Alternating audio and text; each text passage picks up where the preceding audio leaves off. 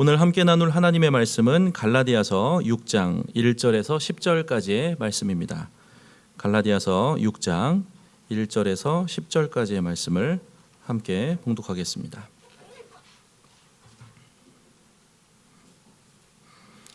(1절부터) (10절까지) 다 같이 한 목소리로 함께 봉독하겠습니다. 함께 읽습니다. 형제들아, 사람이 만일 무슨 범죄한 일이 드러나거든 신령한 너희는 온유한 심령으로 그러한 자를 바로잡고 너 자신을 살펴보아 너도 시험을 받을까 두려워하라. 너희가 짐을 서로 지라. 그리하여 그리스도의 법을 성취하라. 만일 누가 아무것도 되지 못하고 된 줄로 생각하면 스스로 속임이라. 각각 자기의 일을 살피라. 그리하면 자랑할 것이 자기에게는 있어도 남에게는 있지 아니하리니 각각 자기의 짐을 질 것이라. 가르침을 받는 자는 말씀을 가르치는 자와 모든 좋은 것을 함께 하라. 스스로 속이지 말라. 하나님은 업신여김을 받지 아니하시나니 사람이 무엇으로 심든지 그대로 거두리라. 자기의 육체를 위하여 심는 자는 육체로부터 썩어질 것을 거두고 성령을 위하여 심는 자는 성령으로부터 영생을 거두리라. 우리가 선을 행하되 낙심하지 말지니 포기하지 아니하면 때가 이름에 거두리라. 그러므로 우리는 기회 있는 대로 모든 이에게 착한 일을 하되 더욱 믿음의 가정들에게 할지니라.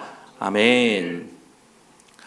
주일날 교회로 출발할 때도 좀 이제 그런 일이 있고 교회에서 돌아올 때도 비슷한 일이 있는데 뭐냐면 채윤이하고 혜수가 하저교회를 너무 좋아해요. 근데 이제 혜수는 아직 말이 안 통하니까 제가 이유를 물어볼 수가 없고 채윤이한테 한번 물어봤어요. 그랬더니 사랑받는 느낌이 들어서 너무 좋대요. 사랑받는 느낌이 들어서. 그러니까 이제 본능적으로 인간은 어떤 하나님의 사랑을 논하기 이전에 내 앞에 있는 대상들에게 사랑받기를 원하죠. 그리고 기독교는 사랑의 종교라고 이야기를 합니다. 그럼 이제 우리 스스로 그리스도교 안의 일원으로서 나는 남들보다 사랑이 많다 이런 거는 또 비교가 되니까 그 이전보다 사랑이 많아졌는가에 대한 고민을 항상 해야 될 것 같아요. 그래서 사도 요한의 닉네임이 사랑의 사도이기 이전에, 그죠? 보아너게 굉장히 성격이 급하고 불같은 그런 사람이었잖아요.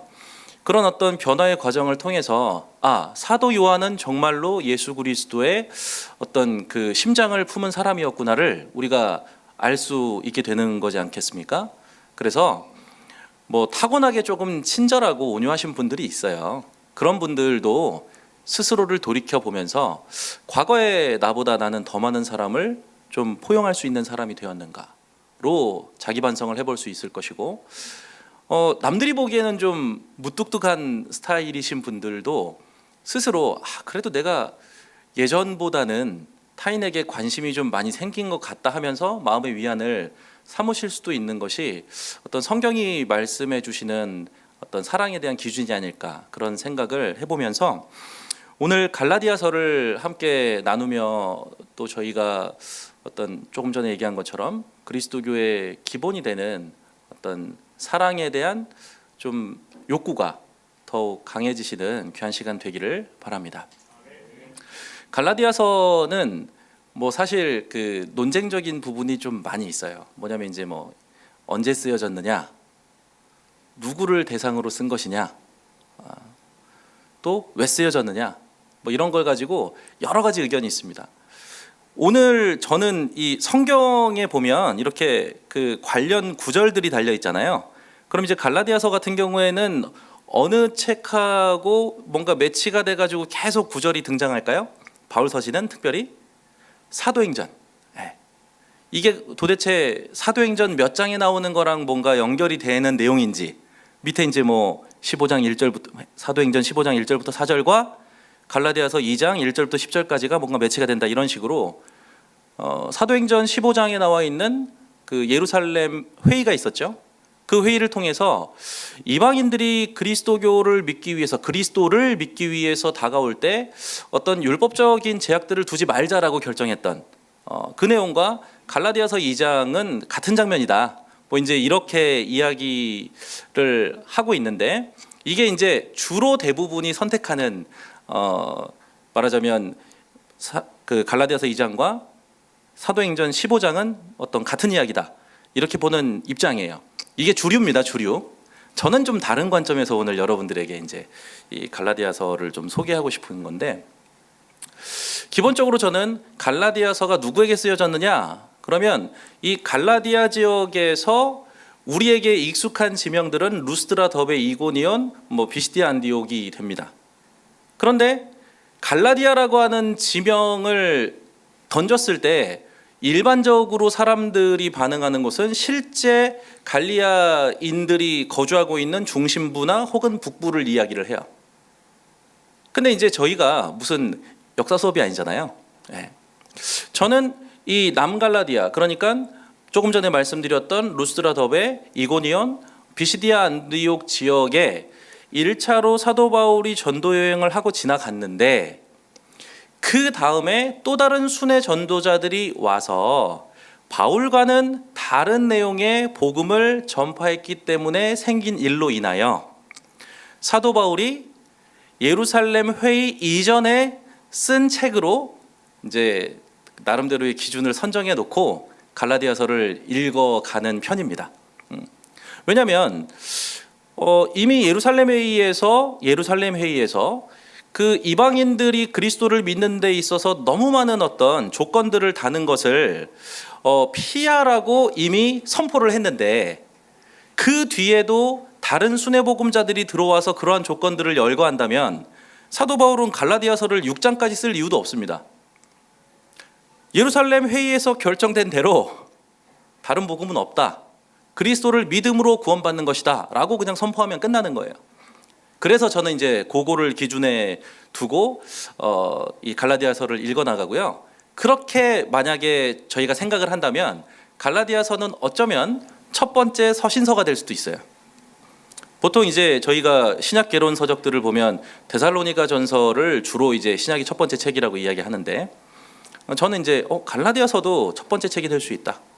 그리고 이 갈라디아서에 등장하는 어떤 그 내용들이 결국은 많은 사도들에게도 공감을 얻어서 예루살렘 회의가 부드럽게 진행될 수 있지 않았을까라는 생각도 혼자 해봅니다. 그리고 신약에서 가장 중요한 성경이 뭐라고 이야기를 사람들이 많이 하세요? 네, 로마서. 로마서가 이제 저는 결론적으로는 어떤 우열은 없다라고 보는 관점이지만 중요한 책은 맞죠. 근데 그 로마서가 이 갈라디아서의 내용이 확장 정리된 책으로 볼 수 있는, 그러니까 로마서라고 하는 정말 이 마스터피스죠. 걸작품이 탄생하는데 시작점이 된 책이기 때문에 갈라디아서의 내용을 잘 이해하고 정리하는 것이 그 다음 책들을 이해해 나가는데 큰 도움이 된다. 그리고 그 시기상으로는 복음서보다 서신서가 더 빨리 쓰여졌죠. 예, 우리 성경 공부 열심히 하신 분들은 다 알고 계시잖아요. 그러니까 어쩌면 서신서 중에 가장 첫 번째 책이 아니라 시작의 첫 번째 책이 될 수도 있다. 이런 측면에서 갈라디아서가 굉장히 중요한 책이라고 저희가 생각해 볼 수 있어요. 다른 책들보다.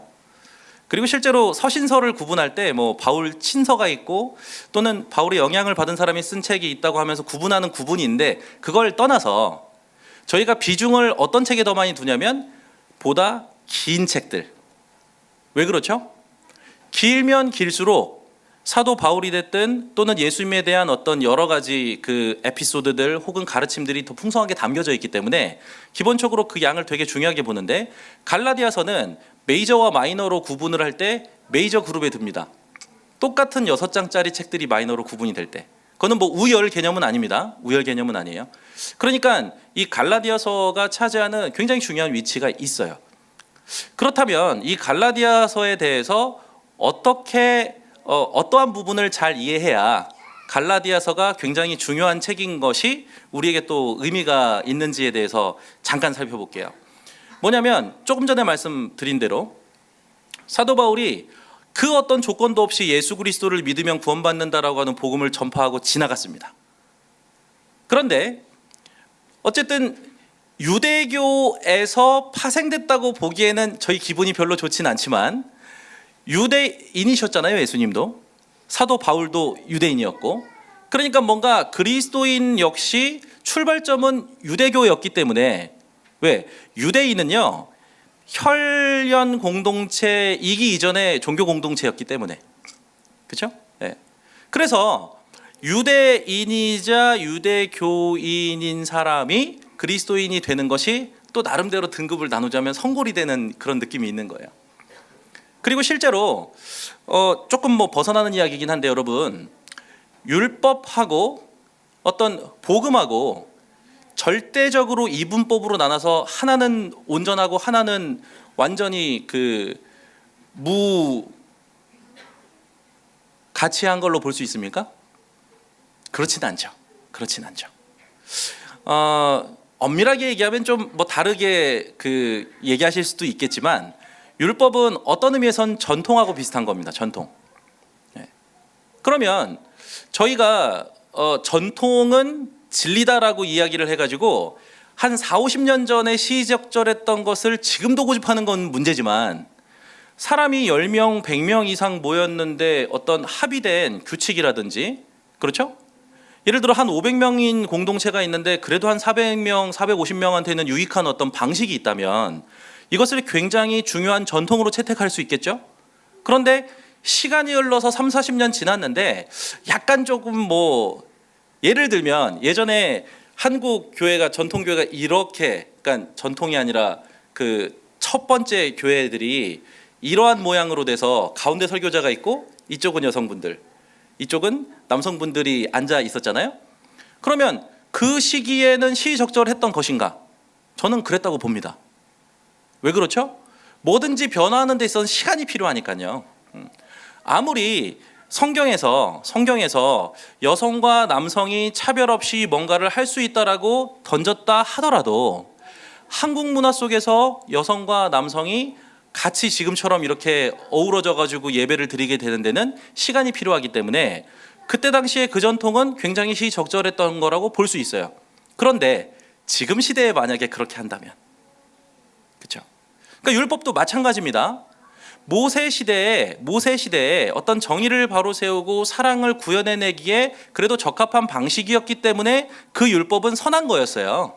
그런데 그게 누군가가 예수 그리스도를 믿는 데 있어서 짐이 되어버린다면, 그렇다면 이 사도행전 15장에 나와 있는 예루살렘 교회 대표인 야고보의 말처럼 우리도 지키지 못하는 것을 왜 남에게 짐을 지우느냐, 우리에게 다가오는 사람들을 불편하게 하지 말자. 네. 그런 의미에서 누락시킬 수 있는 거지, 일부분을. 또는 아니, 여러분들은 지키십시오. 유대교 배경에서 태어나서 그것을 하는 게 어렵지 않으니, 그런 말들은 설명은 되어 있지 않지만 저희가 생략되었다고 충분히 볼 수 있습니다. 굳이 할례를 받았는데 그걸 복원시키진 않았을 거 아니에요. 할례 자체가 어떤 부정한 것은 아니니까. 그런데 할례를 받지 않은 사람들에게 할례를 받아야만 온전한 그리스도인이라고 이야기하는 것은 잘못됐다는 거죠. 네. 이제 그러한 이제 의미에서 좀 봐야 됩니다. 그러니까 율법은 완전히 어떤 부정적인 것은 아니다. 그러한 관점을 가지고 이제 보셔야 되는데, 어쨌든 사도 바울은 조건적이지 않은 그리스도의 사랑과 구원에 대해서 이야기를 하고 갔는데 또 다른 순회 전도자들이 왔어요. 근데 이 사람들은 뭘 문제 삼았냐면, 여러분, 저희는 마태 사도 밑에서 배운 사람인데, 저희는 야고보 밑에서 배운 사람인데, 과연 사도 바울은 누구에게 뭘 배워서 그 권위를 우리가 인정을 해줘야 될까요? 굉장히 설득력이 있잖아요. 예수님과 함께 했던 사람이 아니기 때문에. 사도행전 저희가 초반부에 사도의 조건이 뭐였습니까? 그렇죠. 그 조건에 부합하지 않잖아요. 그런데 사도 바울의 주장은 뭡니까? 나는 예수 그리스도에게 직접, 하나님에게 직접 사도로 임명받은 사람이다. 그리고 실제로 사도 바울의 가르침은 예수님의 가르침과 부합하죠. 그걸 가지고 문제를 삼기 시작했어요. 그러면서 여러분들 상식적으로 생각해 보십시오. 예수님도 유대인이었고, 그죠?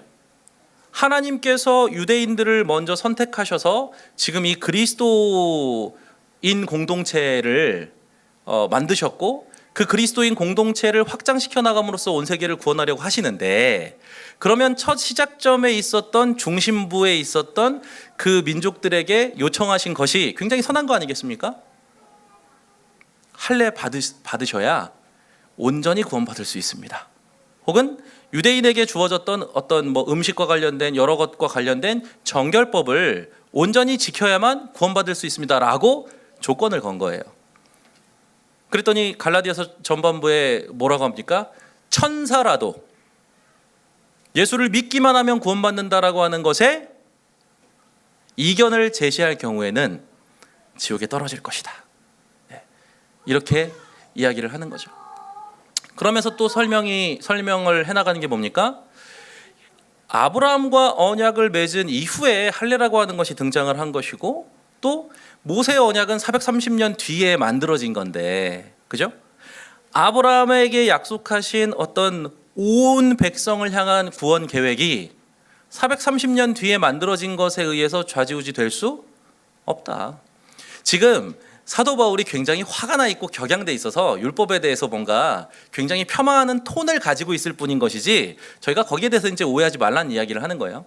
자꾸 종교개혁 이야기하면서 우리는 개혁해야 돼, 그래서 모든 전통을 그냥 다 버려버리려고 하는 사람들이 있어서 하는 이야기예요. 그렇지 않죠. 순서대로. 어쨌든 이 그 두 가지, 사도 바울 권위에 대한 도전, 그리고 율법적인 어떤 지침들을 다 지켜야만 구원받을 거라고 이야기하는 이 다른 복음에 대한 가르침 때문에 사도 바울이 펜을 꺼내서 이제 편지를 쓴 거죠. 그러면서 우리가 잘 알고 있는 이신칭의라고 하는, 오직 그리스도를 믿음으로만 우리는 구원을 받는다라고 하는 내용을 선포를 하게 됩니다. 여기까지가 이제 그 가장 중요하다고도 볼 수 있는 갈라디아서의 이해예요.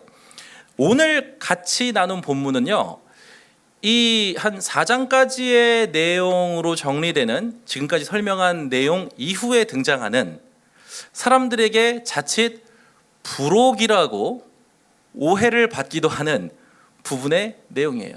자, 여러분들 한번 여쭤볼게요. 구원의 필요 조건으로서 율법이 활약할 수 없다라고 하는 것을 강조하는 게 중요합니까?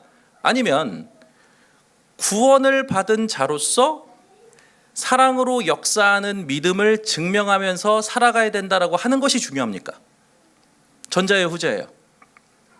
죄송합니다, 헷갈리게 해서. 둘 다 중요하죠. 근데 뒤에 거를 부록으로 보면 되겠어요, 안 되겠어요?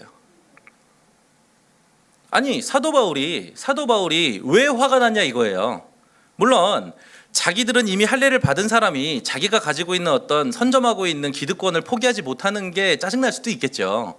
근데 그게 아니라 어떤 율법이라든지 자기 의의를 통해서 어떤 행동을 통해서 구원받을 수 있다라고 생각하면서 사실은 뒤에 나오는 그 본질적인 내용에서 벗어나는 어떤 사람들의 모습에 화가 나는 거 아니겠습니까? 그리고 만약에 우리가 어떤 율법이나 교회 전통들을, 교회 어떤 지금 그 뭔가 교회에서 제시하고 있는 여러 가지 것들을 다 완벽하게 클리어해야 구원받을 수 있다라고 한다면 예수님은 왜 돌아가신 거예요, 도대체? 상관관계가 그렇게 되는 거잖아요. 그러니까 사도 바울은요, 율법을 통해서 구원받을 수 없다라는 것을 이야기함과 동시에 우리가 집중해야 될 것은 율법이라든지 또 뭐 각각 교회에서 만들어내고 있는 좋은 전통들, 하지만 한시적인 전통에 집중할 것이 아니라 예수 그리스도께서 몸소 보여주셨던 사랑으로 역사하는 믿음을 삶 가운데 드러내기를 바라는 마음에 이 편지를 썼다는 거죠. 자, 다시 한번 본문을 볼게요.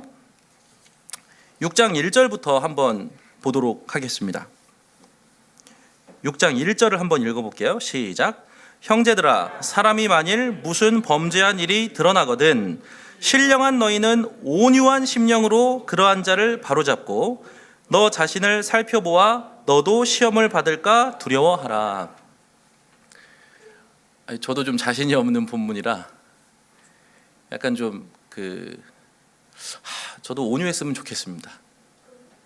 뭔가 잘못이 보이면 눈에서 레이저가 켜지는 스타일이어가지고 상처를 많이 줬는데, 저는 그렇게 생각해요.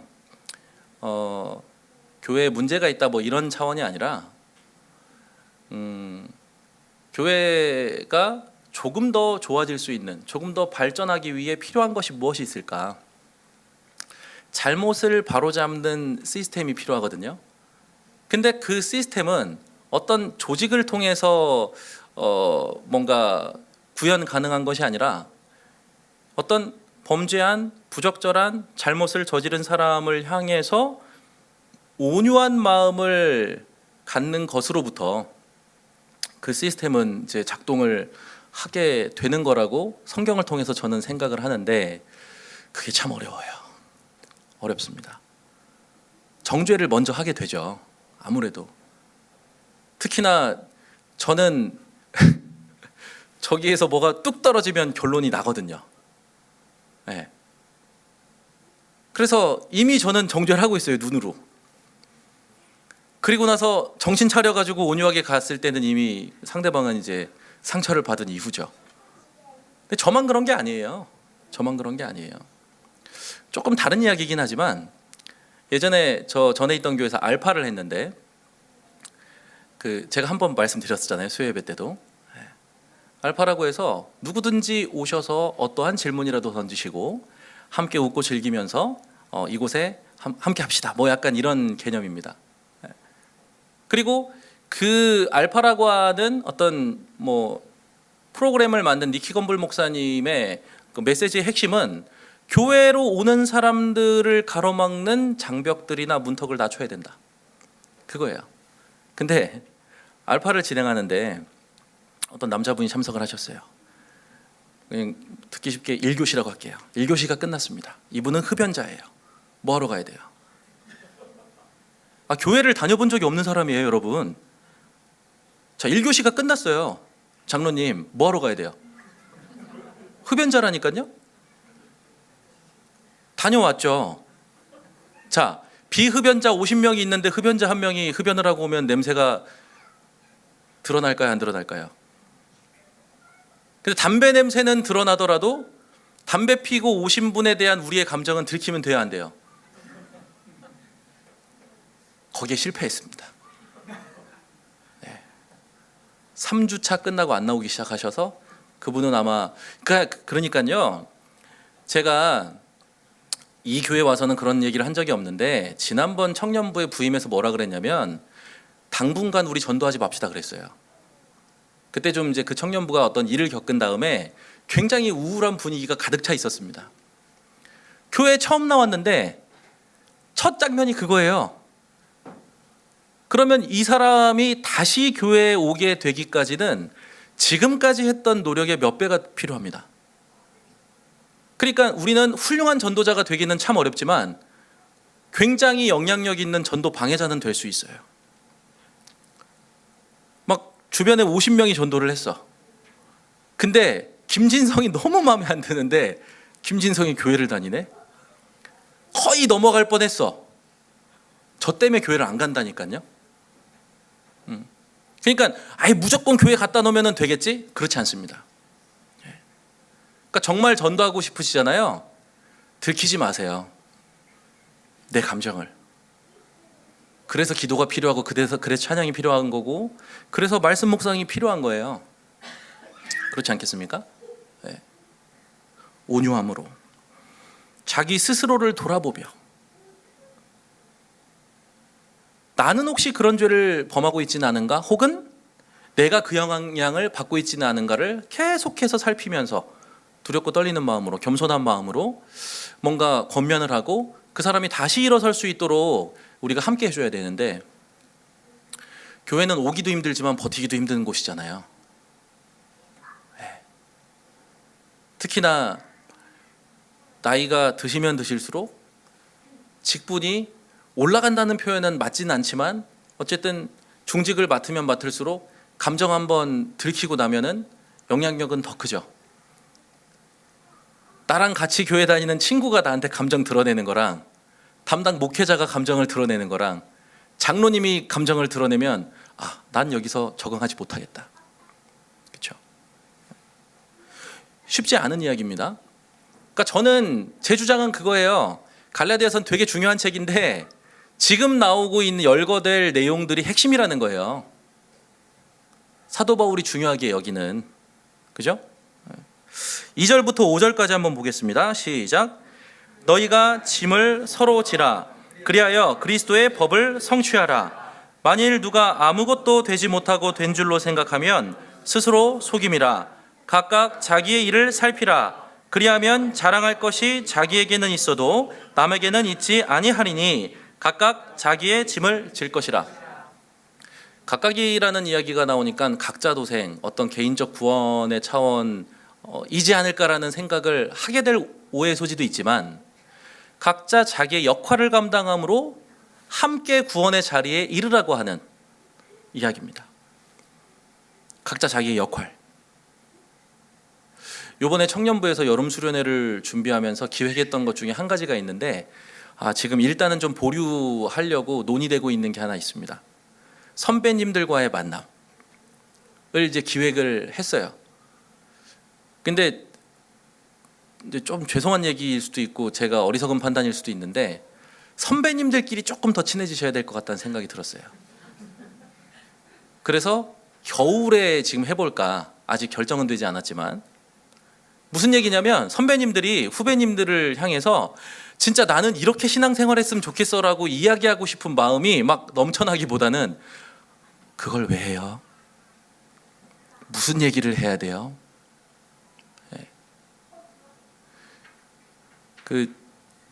제 고등학교 선배님이 저기 앞에 앉아 계시는데 제가 유신고 헬몬 찬양대라고 있었어요. 거기 이제 지휘자였는데 참 부끄러운 과거지만 막 얼차려도 하고 폭력을 행사하기도 하고 막 그러면서 열심히 했습니다. 진짜 열심히 하잖아요. 그럼 막 하고 싶은 말이 막 넘쳐나죠. 그것이 갈무리 되는 것과 그 감정을 들키지 않고 갈무리 되는 것과 그 감정 자체가 없어지는 건 좀 다른 이야기예요. 제가 발견을 못한 것일 수 있죠. 제가 잘못 판단한 것일 수도 있는데 네, 그렇습니다. 그러니까 졸업한 지 1년 차 되는 선배 역할도 있을 거고 한 5년 차 되는 선배 역할도 있을 거고 그건 누가 정해주는 게 아니잖아요. 다리가 촘촘하게 놓여져야 위에까지 올라가는데 좀 중간중간 어디가 좀 끊긴 느낌이에요. 그러니까 액션 영화 보면 그 절벽에서 줄로 된 사다리가 내려오는데 중간에 한 두세 칸 끊어져 있으면 액션 영화 주인공은 양쪽을 잡고 올라가기도 하지만 우리는 일반적으로 이 칸이 다 있어야 뭔가 올라갈 수 있는 존재잖아요. 좀 그런 부분에 있어서 우리가 좀 각자 역할, 제가 선배와 후배의 관계에서의 역할로 이제 좀 제한적으로 말씀을 드렸는데 가정에서는 또 부모의 역할을, 또 자녀의 역할도 있을 것이고 형제의 역할도 있을 것이고 오늘 신방부, 새가족부의 역할도 있을 것이고 뭔가 내 역할이 참여자 역할인 분도 계실 거예요. 왜? 하나님은 다 아시니까. 지금 번아웃 돼서 말씀으로 좀 충전돼야 되는 분도 계실 겁니다. 하지만 스스로를 돌아봤을 때, 정직하게 돌아봤을 때 내가 해야 되는 역할을 만약 안 하고 있다면 이제 그 뒤에 나오는 본문이긴 합니다만 심은 대로 거둔다라고 하는 그 법칙 안에서 좋은 결과를 기대하기는 어렵겠죠. 교회를 다니다 보면 그런 어떤 논리들을 많이 접해요. 선한 일을 우리가 계획하면 하나님이 다 해주실 거다. 그거는요, 선한 일을 이루기 위해서 부단히 노력한 사람이 열매를 거두는 바로 그 순간에 하나님이 하셨다라고 고백하는 거지. 그렇지 않습니까? 심지 않은 것을 거두는 것은 욕심이죠. 교회를 다닌다고 해서 시험을 더 잘 봅니까? 저는 오히려 핸디캡이 있다고 봅니다. 청년들. 남들은 주일날 공부를 하거나 주일날 쉬잖아요. 월요일날 아침에 얼마나 팽팽 돌아가겠어요. 근데 주일날 교회 와서 예배드리고 어쨌든 에너지를 쓰는 거 아닙니까? 그러면 밖에 나가서 덕이 되려면 분명히 쟤는 일주일 동안 열심히 공부하고 주일날 또 가가지고 뭔가를 하고 와서 피곤해야 되는데 왜 눈에서 빛이 나지? 그러면 궁금해지는 거예요. 이상하다. 쟤는 일주일에 하루를 공부를 할 수가 없는데 어떻게 저러한 결과를 내고 있지? 그래야 궁금하지 않겠어요? 근데 월요일 날 친구가 야, 너 왜 이렇게 피곤하냐? 어제 교회 갔다 왔어. 근데 예수님은 믿어야 돼. 그러면 그 친구가 뭐라고 할까요?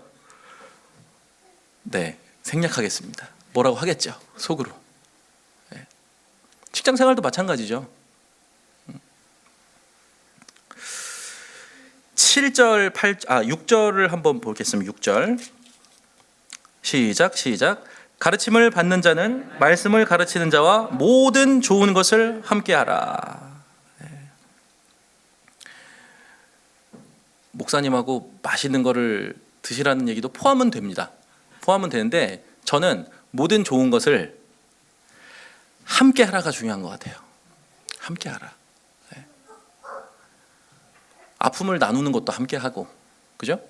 좋은 소식이 있는 것도 좀 함께 나누고.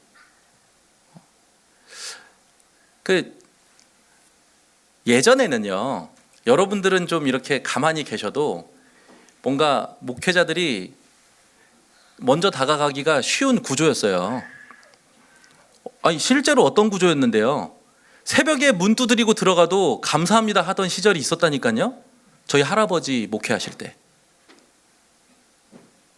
그렇죠? 만약에 나는 남에게 숨기고 싶은 어떤 고민이 있는데 목사님이 어떻게 그걸 들었어요? 고민하지 않고 달려가서 이야기를 해도 괜찮던 시대가 있다니까요. 그러니까 그 시절에 각 집안에 수저가 몇 개인지까지 다 안다는 얘기가 나오는 거 아니겠습니까? 지금 집에서 신방받는 사람들 얼마나 되세요? 거의 없지 않아요? 그리고 어떤 사람이기 때문에 놓칠 수는 있지만 지금 다가가야 되는지 좀 기다려줘야 되는지 일정 거리를 유지해야 되는지를, 그죠? 모든 사람 한 사람 한 사람 어떻게 해야 되는지를 고민해야 되는 시대가 됐잖아요. 그러면 힌트를 좀 주시는 것도 사역에 있어서 굉장히 큰 도움이지 않을까, 그런 생각을 합니다. 시험 기간이라서 우리 청년들 신방하지 말아야지 그랬는데 한 청년이 시험에 빠진 거예요. 시험 기간이라 너무 힘든데 왜 이 목사는 신방을 안 오지? 하고 상처를 받은 거야. 제가 어떻게 알아요? 카톡이라도 목사님 저 시험 기간이라 너무 힘든데 기도 좀 해주세요. 그러면 제가 다가갈 수 있잖아요. 예를 들어서. 그러니까 예전에는 뭐 먹고 사는 것 자체가 힘드니까 식사 대접하는 게 어떻게 봤을 때 최고의 선이었다고 한다면 지금은 뭔가 함께 할 수 있는 실마리를 주는 것이 굉장히 필요한 것이 아닐까, 제가 말씀 묵상하면서 그런 생각을 좀 해봤어요. 목사님, 전 이런 성향이라서 목사님이 좀 다가와 주셨으면 좋겠어요. 혹은 전 좀 이런 성향이니까 분기별로 한 번씩만 체크해 주세요 라든지, 구체적으로 그런 것들을 통해서 우리가 좀 하나됨을 이루어가는데 도움이 된다면 사도 바울이 2000년 전에 이런 말씀을 기록해서 어떤 예수 그리스도의 뜻을 전달한 게 굉장히 의미가 있어지겠죠. 7절과 9절을 한번 읽어보도록 하겠습니다. 시간이 많이 갔네요. 빨리 할게요.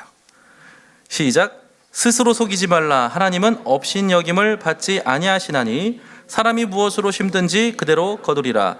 자기의 육체를 위하여 심는 자는 육체로부터 썩어질 것을 거두고 성령을 위하여 심는 자는 성령으로부터 영생을 거두리라. 9절까지 읽겠습니다. 시작. 우리가 선을 행하되 낙심하지 말지니 포기하지 아니하면 때가 이름에 거두리라. 아멘. 사실은 7절 8절은 6절하고 연관돼서 나오는 말인데 말씀인데 그 앞에 거랑도 다 연관이 됩니다. 왜? 심은 대로 거두는 것이야말로 예수님께서 우리에게 가르쳐 주신 삶의 진리이기 때문에. 저는 그렇게 생각합니다. 하저교회의 어떤 컨디션, 하저교회의 모습에 대해서 실망하는 분도 계실 거고 굉장히 자랑스러워하는 분도 계실 거고 자랑스러움과 동시에 안타까워하는 분도 계시고 여러 가지 입장이 있을 거라고 생각해요. 우리 교회보다 뭔가 좀 잘 돼 보이는 교회를 보면은 뭔가 좀 안타까운 마음이 들 수도 있고 우리 교회보다 조금 어려운 상황에 있는 교회를 보면 우쭐할 수도 있습니다. 근데 뭐 그런 거는 스쳐 지나가는 감정, 그냥 본능적인 감정이 될 수는 있어요. 그런데 거기에 집중해 가지고 우리가 얻을 수 있는 게 뭐가 있죠? 우쭐함을 통해서 얻을 수 있는 게 뭐가 있습니까? 과거에 제가 속해 있던 교회는 막 부흥하고 있는데 옆에 있는 교회가 어떤 일로 인해서 훨씬 더 큰 교회였는데 무너진 사건이 있었어요. 그때 여러 가지 반응들이 있었습니다. 역시나 우리 교회는 특별한 교회다. 맞아요, 이거? 하나님의 교회가 무너진 것에 대해서 같이 아파해야죠, 사실은. 그러니까 우리가 그 감정은요, 들었을 때 그래 이런 생각할 수 있지 하고 좀 보내시고요. 그렇다면 우리는 지금 무엇을 심어야 때가 이르렀을 때 우리가 갈망하고 소망하던 것을 거둘 수 있을까? 그게 5년 뒤가 됐든 3년 뒤가 됐든 10년 뒤가 됐든 20년 뒤가 됐든 우리가 바른 것을 심고 있으면 포기하지 않고 낙심하지 않고 기다리면 때가 이르러서 거둔다고 말씀하시잖아요. 그럼 우리는 자신할 수 있는 거죠. 내가 만약에 하나님께서 주신 어떤 마음에 정직하게 반응해서 내가 바른 것을 심고 있다면 뭔가 막 걱정하거나 그러지 않을 수 있을 것 같아요. 그런데 자꾸 뭐 어느 교회는 우쭐하는 감정도 우리 교회에 대해서 실망하는 감정도 전혀 유익이 없죠. 우리는 무엇을 심어야 하는가? 각자 나의 역할을 통해서 무엇을 심어야 하는가? 그리고 그 심는 것을 통해서 우리가 이루어내야 될 어떤 목표는 무엇인가? 함께 구원받는 길, 함께 사랑하는 길을 위해서 나는 어떠한 역할로 무엇을 심을 것인가? 그렇게 우리가 선한 것을 심어 나간다고 한다면 우리가 때를 맞이하고 주님께서 예비하신 그 선한 열매를 거둘 거라고 믿어 의심하지 않습니다. 10절 말씀까지 보고 마치도록 할게요. 시작. 그러므로 우리는 기회 있는 대로 모든 이에게 착한 일을 하되 더욱 믿음의 가정들에게 할지니라. 아멘. 이게 과연 어떤 사랑의 방향성을 제한하는 말씀일까요? 믿음의 가정들에게 하라. 저는 제한하는 메시지가 아니라 믿음의 가정들에게부터 시작하라. 시작점을 제시했다고 봅니다. 그리고 여기에서 말하는 믿음의 가정들에게 어떤 그 착한 일을 하고 선한 일을 하고 사랑을 주는 것에 있어서 우리가 좀 고민해야 될 게 있어요. 이 본문의 내용은 아닙니다. 좀 더 발전시켜서 이야기하는 거예요. 사랑할 만한 사람을 사랑하는 것은 누구도 하는 거라 그랬어요? 이방인도 하는 거라 그랬어요. 사랑할 만하지 않은 사람에 대해서 사랑하는 노력을 믿음의 가정 중에도 그런 분이 계실 거 아니에요. 서로 성향상 안 맞을 수도 있고 어떠한 뭐 의도치 않은 사건이 있을 수도 있고 그러면 나랑 좀 안 맞는 사람하고 여기에서 사랑하는 노력을 해봐야 바깥에 나가서도 할 수 있지 않겠어요? 목사님 저는 바깥에 되게 불신자지만 친한 사람이 있는데요. 그런 사람 얘기하는 게 아니라니까요 지금. 그렇죠? 자, 바깥에 저희가 뭔가 같이 만나는 사람은요 여러 가지가 비슷한 사람입니다. 성향이 됐든 뭐가 됐든 또는 이해관계에 얽혀 있는 분들이에요. 그러다가 또 잘 맞아가지고 어떤 친하게 지내는 사람들일 수 있죠. 그런데 교회가 세상의 소금과 빛이 된다는 건 그런 거잖아요. 저는 굉장히 윤택하게 살고 있는데 어렵게 사시는 분에게 겸손한 모습으로 다가가서 진짜 그분의 진정한 친구가 되는 거, 이게 우리의 최종적인 목표잖아요. 최종적인 목표. 거의 불가능하기 때문에 제가 최종적인 목표라고 하는 거예요. 믿지 않는 사람은 그걸 위해 노력할 이유가 없죠. 나하고 너무 급이 다른 사람하고 친해지려는 노력에 대한 그 푸시를 받지 않아요. 근데 교회를 다니는 사람은 말씀을 통해 뭘 푸시받는 거예요? 너와 어울리기 어려울 것 같은 그 사람에게도 어떤 자존심이라든지 이런 거 건드리지 않는 지혜로운 방법을 통해서 다가가는 노력을 하는 것. 그것이 어떤 그리스도인이 가져야 되는 사랑의 자발적인 방향성 아니겠어요? 네. 만약에 우리 모두가 그런 모습을 이루어내기 위해서 힘을 쓴다면 당장 효과가 드러나는 것이 아니라 교회 하면 떠올리는 게 뭐예요? 내가 힘들 때 굳이 쟤는 나에게 다가오지 않아도 되는 사람인데 번거로움을 감수하고 다가왔던 사람, 한 명을 경험하고 두 명을 경험하고 세 사람을 경험하면 이 사람에게는 명제가 완성이 되는 거죠. 그리스도인은 자신에게 유익이 생기지 않는 관계에 대해서도 노력하는 사람이구나. 그것이 바로 교회가 이야기하는 사랑이구나. 그것을 깨달을 때 우리가 오지 말라고 해도 교회에 많은 사람들이 물밀듯이 몰려오지 않겠습니까? 그리고 그 몰려오는 사람들을 통해서 우리가 힘을 키우는 것이 아니라 더 많은 사람들에게 손이 닿는 큰 사랑을 품을 수 있지 않을까. 그러한 소망을 좀 가지고 정말 이 이방인의 사도로서 이방인들을 사랑하여 그들에게 구원이라고 하는 선물을 전달하고자 노력했던 사도 바울의 후예답게 살아가시는 저와 여러분이 되기를 주님의 이름으로 소망합니다. 이 시간 함께 기도하겠습니다.